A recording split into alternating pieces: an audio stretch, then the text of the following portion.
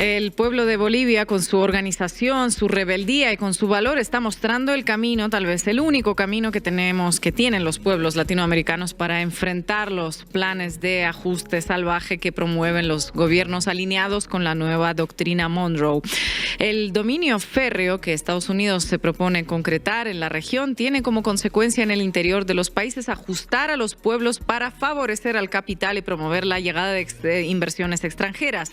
El verso lo conocemos tanto que lo podemos repetir de memoria. Libertad de circulación para los capitales que vendrán a explotar recursos naturales y luego los beneficios derramarán sobre toda la sociedad. La verdad detrás de la cantinela es que el derrame nunca llega, dólares y recursos terminan en algún lugar del norte y Bolivia, en este caso, pues queda ahí para Bolivia contaminación y miseria. El guión está trillado, pero no por ello deja de ser efectivo. Pero en concreto, Ina, ¿qué medidas del gobierno de Rodrigo Paz contribuyeron a multiplicar el descontento social, ahora convertido ya en una insurrección popular? Bueno, ya las venía repasando Marco, pero hay algunas en las que vale la pena detenerse. Bolivia atraviesa una crisis económica que viene de antes de la asunción del actual gobierno, hay que decirlo. Es una crisis económica producto del agotamiento progresivo de las reservas de gas y de la redistribución de la renta que generaba. El golpe de Estado contra el gobierno de Evo Morales y luego la fractura del MAS retrasaron y descarrilaron los planes destinados a reemplazar esos recursos que se agotaban. El cinturón empezó a ajustarse sobre el presupuesto del Estado. Frente a esa situación, el gobierno de Rodrigo Paz respondió con un programa típico del Fondo Monetario Internacional. El chef más aburrido y mejor pagado del mundo, el que tiene para todo una sola receta, dictaminó sopa, es decir, ajuste para los de abajo. Y si no alcanza, pues más ajuste, pero siempre para los de abajo. Poco después de asumir la presidencia, el gobierno de Rodrigo Paz anunció la primera medida que haría crecer el descontento, un recorte del gasto público que planea llevar hasta el 30%. La motosierra en versión boliviana cortó el subsidio a los combustibles, el precio de la gasolina se multiplicó por 2, el del diésel pasó de 3,72 bolivianos a 9,80, casi el triple. Además de encarecer el transporte, la medida generó escasez de combustible y aparecieron circuitos informales con hidrocarburos de menor calidad que provocaron daños en los motores de los vehículos. Todo un desastre. La escasez de dólares redundó en escasez de combustible y disminución de la calidad. Los aumentos de precios se trasladaron a toda la cadena. La inflación trepó al 14% anual.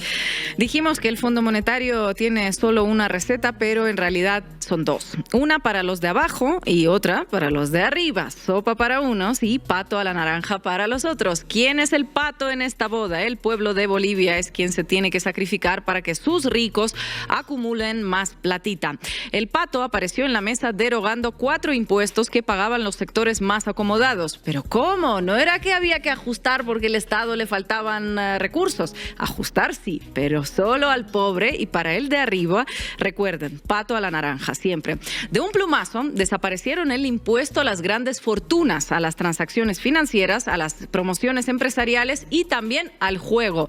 Paréntesis, esa es otra apuesta impulsada desde el poder en todo el mundo. Crear sociedades de adictos al juego, todo un tema para otra ocasión. Volviendo, ¿qué busca el gobierno de Rodrigo Paz con este programa? Las reservas netas del Banco Central de Bolivia alcanzaron su punto más alto durante los gobiernos de Evo Morales con 14,000 millones de dólares. Actualmente las reservas son apenas el 1% de aquellas, se ubican en torno a los 144 millones mediante su obediencia irrestricta a las órdenes que llegan del norte. El gobierno pretende acceder a un crédito del Fondo Monetario por 2.600 millones de dólares. Y solo con el ajuste no alcanza para contentar al fondo. Luego de la energía fueron por otro tema nodal para Bolivia, la propiedad de la tierra.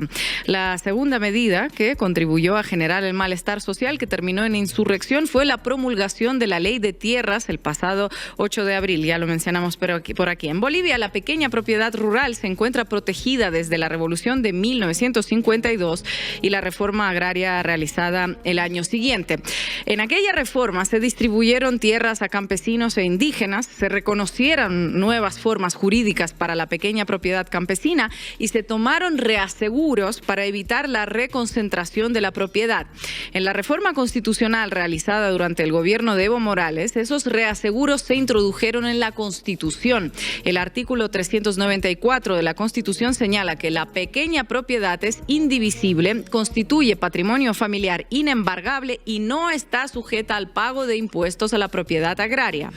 Sin modificar la Constitución, el gobierno de Rodrigo Paz promulgó la Ley 1720 de tierras. En la presentación no hubo campesinos que no tenían motivos para festejar, pero sí empresarios agroindustriales que vaya que los tenían. ¿Por qué? La nueva ley permite que las pequeñas propiedades se conviertan en medianas. De esta manera pueden ser utilizadas para obtener créditos, pero pierden la condición de inembargables. Mediante esta modificación, las tierras que hoy están protegidas pueden entrar al circuito financiero, convertirse en un activo y eventualmente ser ejecutadas por deudas. Lo que el gobierno de Rodrigo Paz presenta como la libertad de acceder al crédito son en realidad las cadenas para permanecer endeudado. ¿Y por qué hacer eso? Porque así es como avanza la concentración de la tierra. Hay que endeudar a los campesinos para que se vean obligados a vender sus propiedades, que luego serán compradas por monedas por los grandes actores del agronegocio.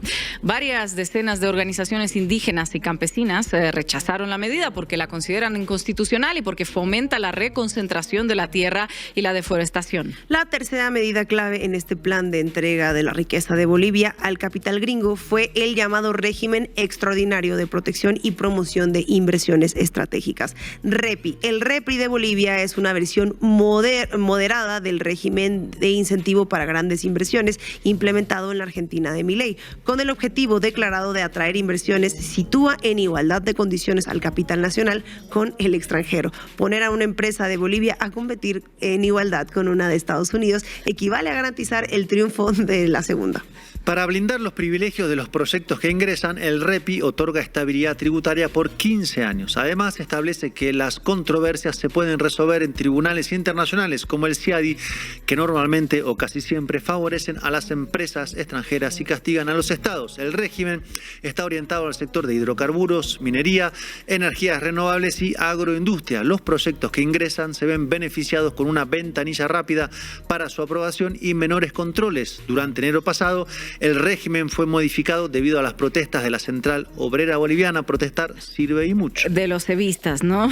Las medidas que señalamos, sumadas a otros, como la baja de aranceles a las importaciones y los bajos salarios de los maestros, hicieron confluir a los mineros con los transportistas, los maestros y los campesinos, creando el caldo de cultivo para la insurrección en curso. Antes del año 2000, toda Latinoamérica estaba gobernada por administraciones neoliberales que, al igual que ahora, ajustaban al pueblo para favorecer a los ricos, lo que permitió la ruptura de ese ciclo noventista y la posterior marea rosa de gobiernos progresistas. No fue un triunfo electoral, sino las grandes insurrecciones que voltearon a los gobiernos entreguistas y en lo cual Bolivia tuvo grandes experiencias. Bolivia explotó en los años 2000, en 2003, Argentina en 2001, Ecuador en 1997, 2000 y 2005. En el medio hubo otras, como las grandes movilizaciones campesinas en el llamado Marzo Paraguayo de 99 o aquí en México, en Oaxaca, en 2006. Más tarde llegaron las insurrecciones en Chile y en Colombia que abrirían la puerta a los gobiernos de Gustavo Petro y Gabriel Boric. La memoria oficial, siempre institucionalista, privilegia las elecciones y olvida las acciones de los pueblos, lo que permitió que Latinoamérica terminara con el neoliberalismo que la estaba matando. No fue el cartel publicitario con la sonrisita de un candidato, sino la rebeldía popular y las insurrecciones que atemorizaron a las clases dominantes. La ultraderecha actual es la versión recargada y más violenta de aquel neoliberalismo. Marca el momento en el que las clases dominantes ya no pueden gobernar sin reprimir masivamente. Presumiblemente lo que viene para Latinoamérica se parece más a los 70 que a los 90. Vienen a matar, como lo confirman los audios de Juan Orlando Hernández que estuvimos publicando y analizando aquí en Canal Red.